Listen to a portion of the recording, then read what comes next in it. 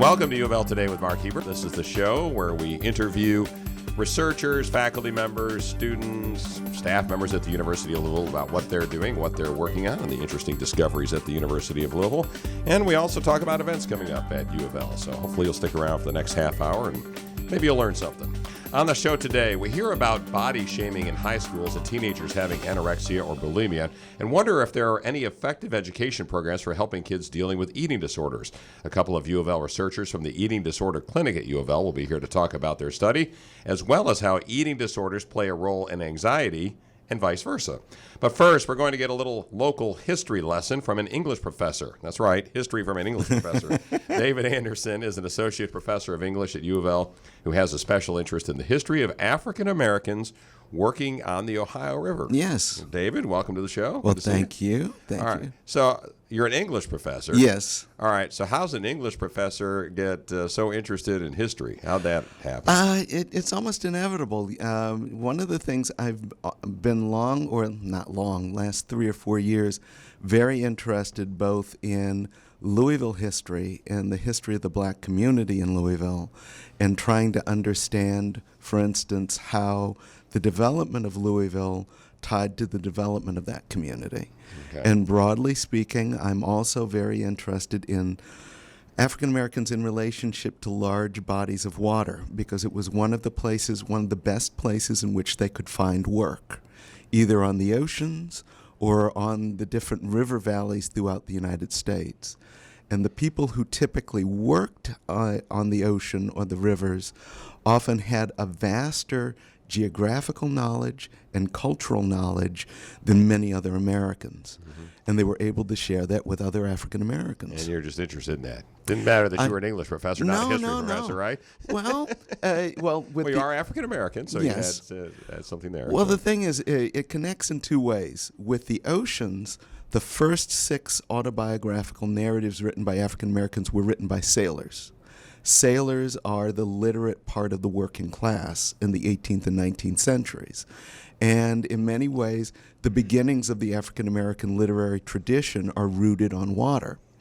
But also, when you get the Western United States, a lot of that is developed through people traveling on rivers, working on rivers. Many of these people ultimately escaped, wrote slave narratives or other texts. So the rivers and oceans are connected to the African American literary tradition. All right, we're going to talk about Louisville and how it fits into this whole dynamic of African Americans working on the Ohio River here in just a second. But I want to make sure I promote your talk that's coming up Thursday, June 13th, here in a couple days at 6:30 at Farmington Historic Plantation over on Bardstown Road, right? Yes. So, and you're going to be talking about all this stuff that we're about to talk about. Oh, absolutely. Coming up on Thursday, right? African Americans, and particularly working on steamboats, and the importance of steamboat work to the development of black urban communities, particularly Louisville, but not exclusively. All right. So what does your work show? And what time frame are we talking about here for African Americans on the Ohio River, and what's the basis for that research that you've done? From about 1811 to kind of late in the 19th century. Steamboat work really began to decline. It continues, but it began to decline in the late 19th century because of competition with trains. Mm-hmm. But the first commercially viable steamboat was developed in 1811. And with that, you get the development of not only the Ohio River Valley, but really what's called the Pan-Mississippi River Valley.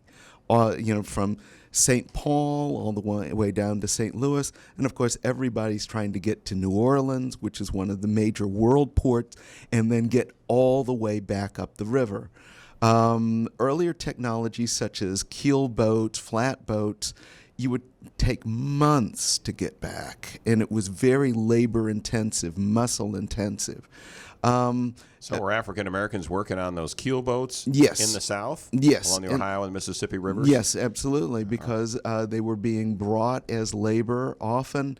Were they slaves or were they free? Many of them were slaves. Okay. Unlike, say, on the ocean where most African American mariners were free.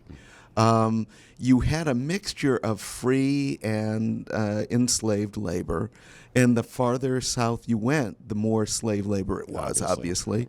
But what began to happen is that people would contract out for that labor. With the development of the steamboat, what you had was this weird combination of a boat that was both a cargo ship / cruise ship.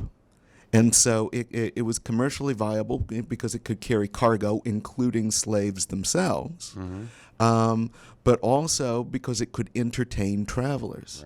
Right. And so you have the development of a whole domestic class of labor on these ships. Chambermaids, who were some of the few female workers on these ships, but deckhands, stewards, barbers. You were recreating a whole home middle-class experience on these ships. We're talking about African American workers on the Ohio River back in the 19th century, in the 1800s. 1800s. Yes. That's right, 1811 to late 1800s. Yes, absolutely. And the impact they had both on the population and the centers of the cities that formed, including Louisville at the time. Because absolutely. we're talking, apparently, from what you said, about a huge African American population that settled in Louisville. Yes. Because of the river, right? Yes, because essentially workers were brought to cities to supply labor for steamboats. That's where most of these steamboats would pick up their workers. Either they would be mustered or, they would just kind of line up and sort of select, or there would be contracts between owners and steamboat operators. And in fact, a whole industry of middle people, sort of labor contractors developed. And so what you have is basically maybe a few thousand African Americans, but that was larger than the black population in Cincinnati, certainly larger than the black population in Pittsburgh. Louisville by 1850 had by far the largest black population of any city on the Ohio River, and that would basically continue until the end of the 20th century. So that's basically because cities were where you would pick up goods, you would pick up passengers. That's where you would pick up crews. Well, at the time, in the 1850s, around 1850, Louisville was one of the largest cities, top 10 largest cities in the country about at the the 10th time. largest city in the United States. It had grown very rapidly over the course of about 40 years because of all of this trade. And that's because, it was the natural stop on the Ohio River because of the falls of the Ohio, and then ultimately there's a canal, Louisville-Portland Canal, created in about 1830. So Louisville basically had a kind of monopoly in this area in terms of goods, services, and that's where you build whole industries in connection to it. So it's not just steamboats. Farming goods are coming here, et cetera, et cetera. And Louisville had a large black population through the 1800s, correct? Yes. How did it rank in terms of, Chicago, Detroit, New York City? Well, by 1900, I think Louisville still had about the 7th largest black population in the United States. And because it was a bit more progressive, African Americans didn't lose the right to vote, unlike in the deeper South. They were able to build institutions. Such as Central High School downtown was the one black high school in the city. You had numerous churches that basically developed all throughout the area. This is the first place in the early 20th century in the South that had public libraries to serve a black community. That was all because of political power, economic power, not a lot, but enough that was mustered up, and it was because of the slow but steady growth of the black population in the 19th century. Talking with David Anderson, an associate professor of English at the University of Louisville.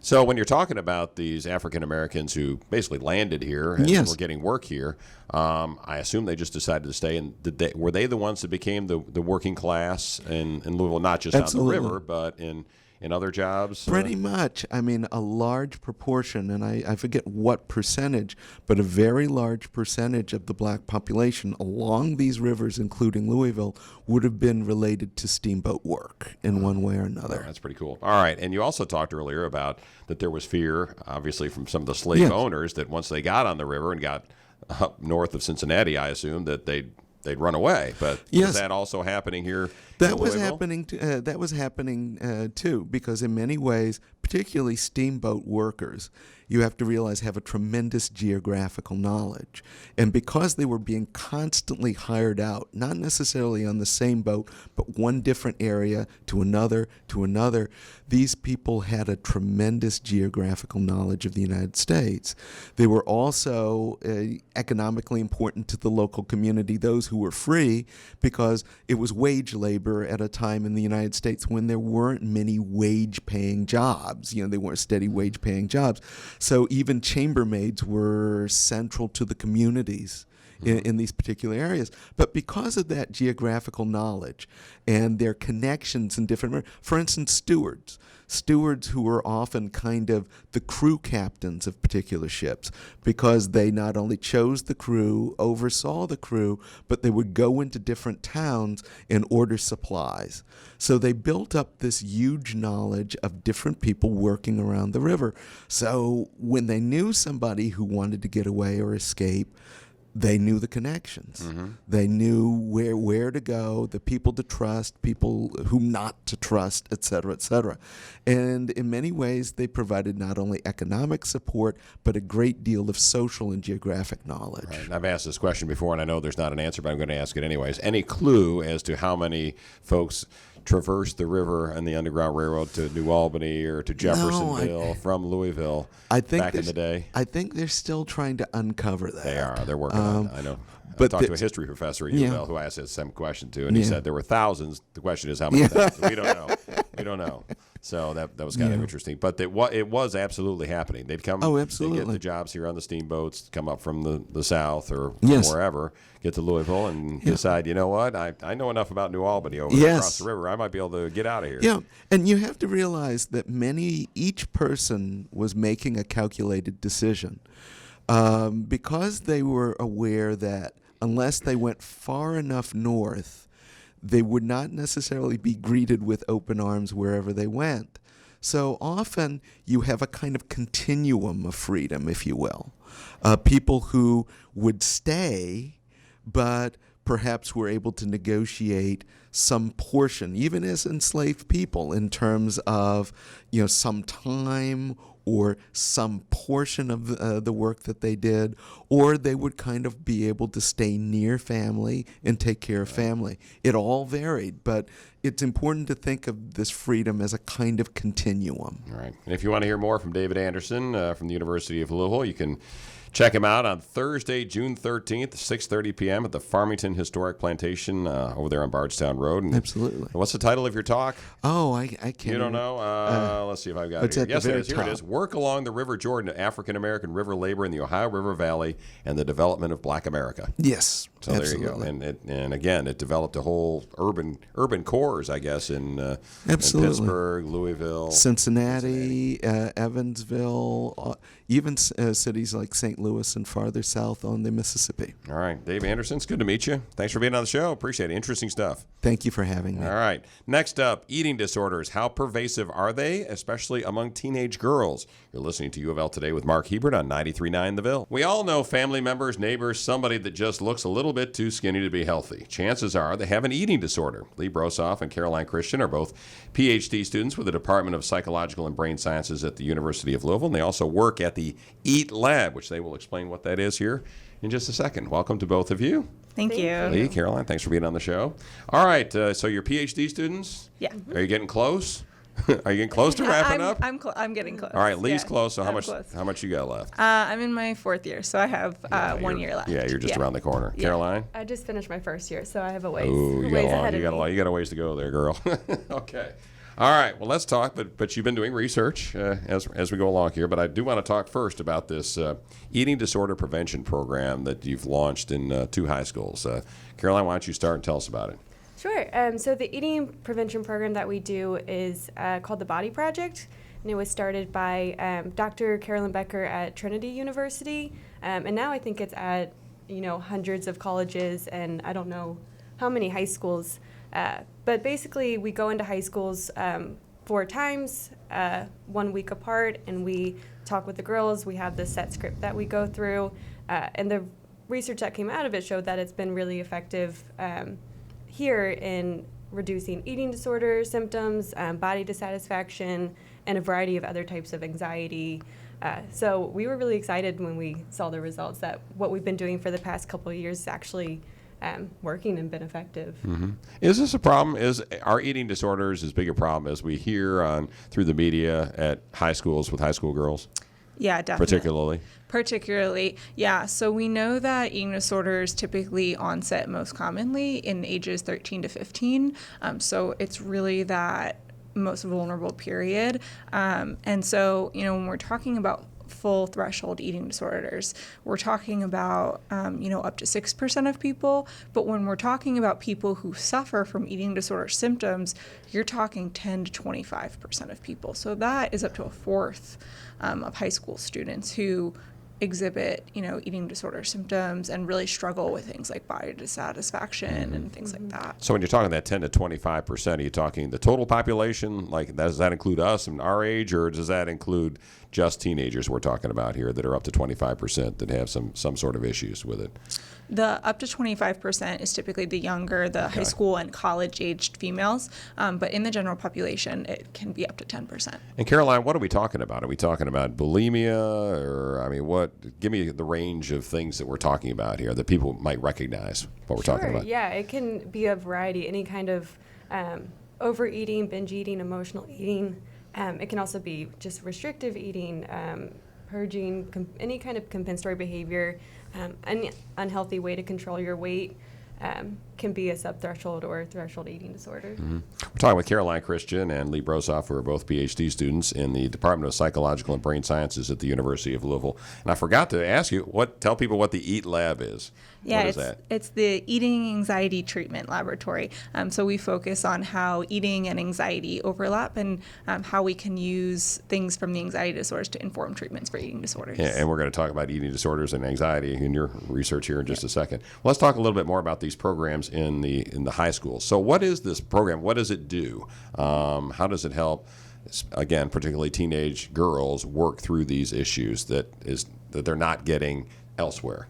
Yeah, so it focuses on the appearance ideal, which is the way that society tells us as women that we're supposed to look, how we're supposed to behave, especially as it relates to how we're supposed to present ourselves in our body image. And we define that appearance ideal, we talk about the cost of pursuing that ideal, and then we have a lot of exercises that we do together to kind of combat and act against that ideal. And then it wraps up with how can we spread this message to our friends and family that they can be who they are and not have to pursue this ideal, but pursue their best. So is it more an empowerment kind of thing? Is that what we're looking at here? So it's empowerment. So it's actually based on what we would call cognitive dissonance. And so that's the idea that if we think one thing, but we act in a way that's counter to that creates dissonance or discomfort. And so the idea is that we're told this message over and over again that women are supposed to act a certain way, be a certain way. Look a certain way. Look a certain way, absolutely. And so by telling them hey, is this really worth it? You start to create that dissonance of, I'm not sure that this is really worth it. And I think that's the big difference, is that these things aren't always talked about explicitly. Mm-hmm. So you see these things on social media, on Instagram, through celebrities, and you just get these implicit messages everywhere in society, but people don't feel comfortable talking about it. How does the Body Project that we're talking about here in these high schools, how does it attack the body shaming and what you read on social media and the mean girls kind of stuff? Is there a way to attack that?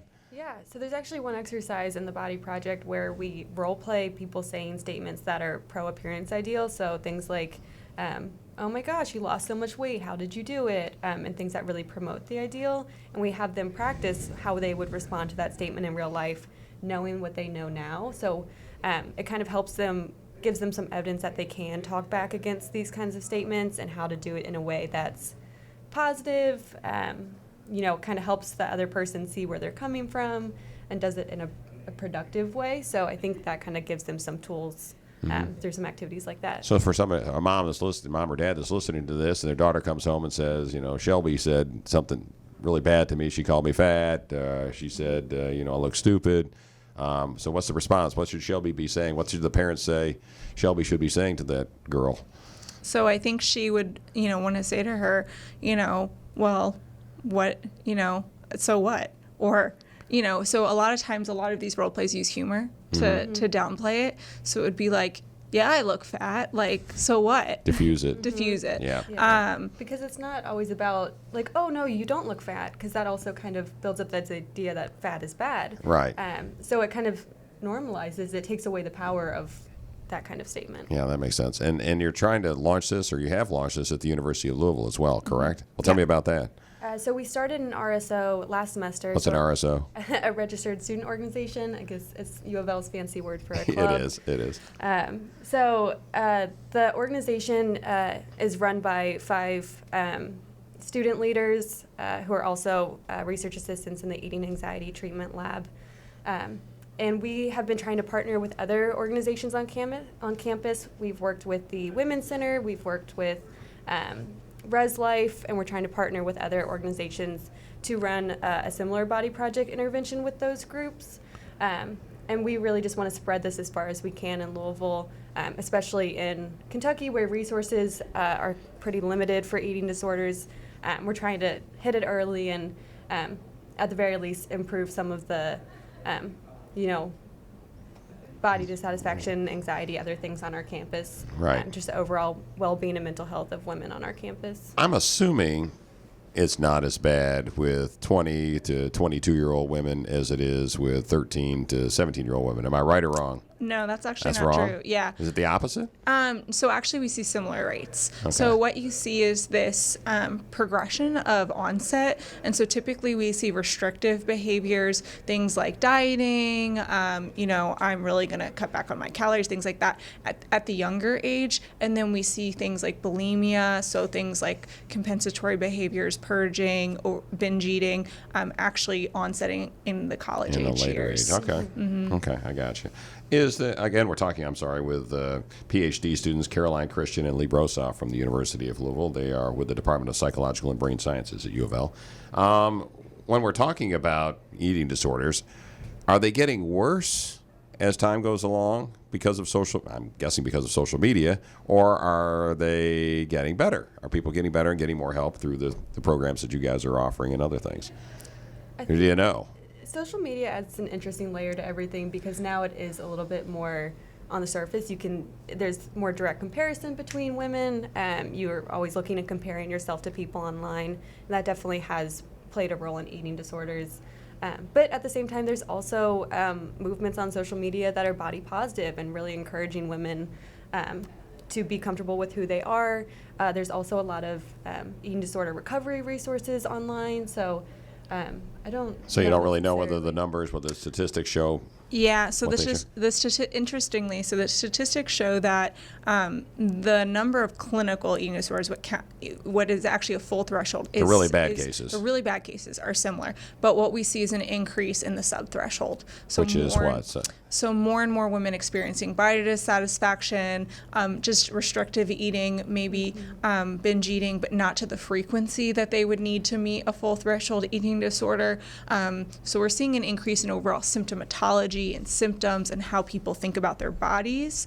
And so that translates in that regard. Does it happen with guys? Yes. But not literally at the rate, I'm assuming, right? Right. So yeah, it's about 1/3 of the rate in men, but it's growing, and I think it's partly because there's growing attention in men.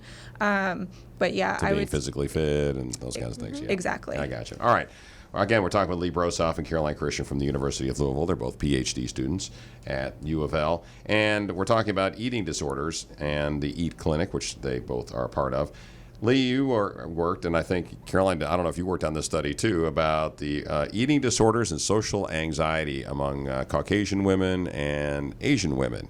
Tell me about that study, Leigh. Why don't you start off? Yeah. So a lot of times what we look at is we look at different models of how eating disorders develop only in Caucasian women, so white European women.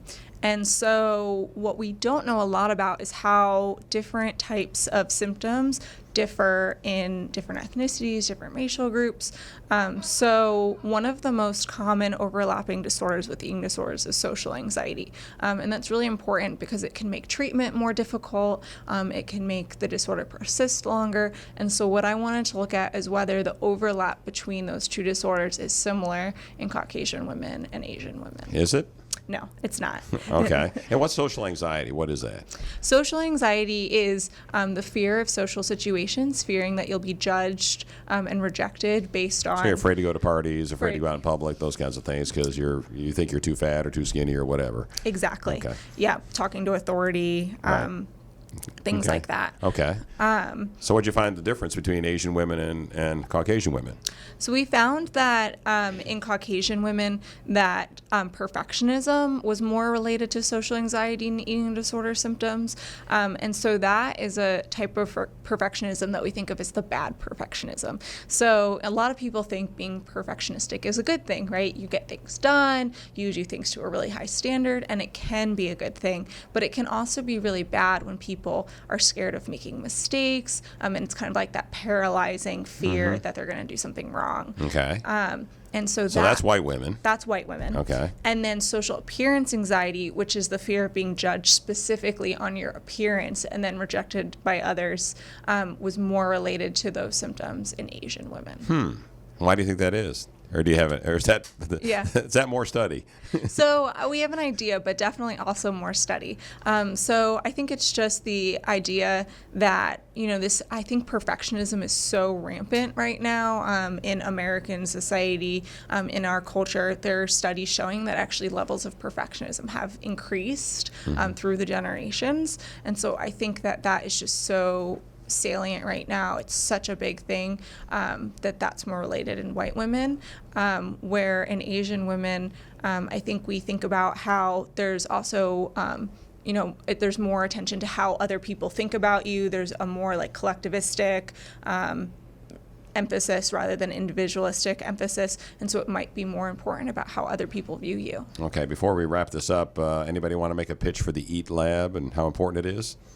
Yeah, Go ahead, Caroline. The EAT Lab is doing a lot of different interventions around the community and trying to help with eating disorders, prevention and treatment around the state and the country. So if you know anyone that has an eating disorder or that you suspect may have an eating disorder, you can send them to the Louisville Center for Eating Disorders is the first eating disorder clinic in Kentucky, which was started by Dr. Levinson. And they have a great team there that can help at least give you resources.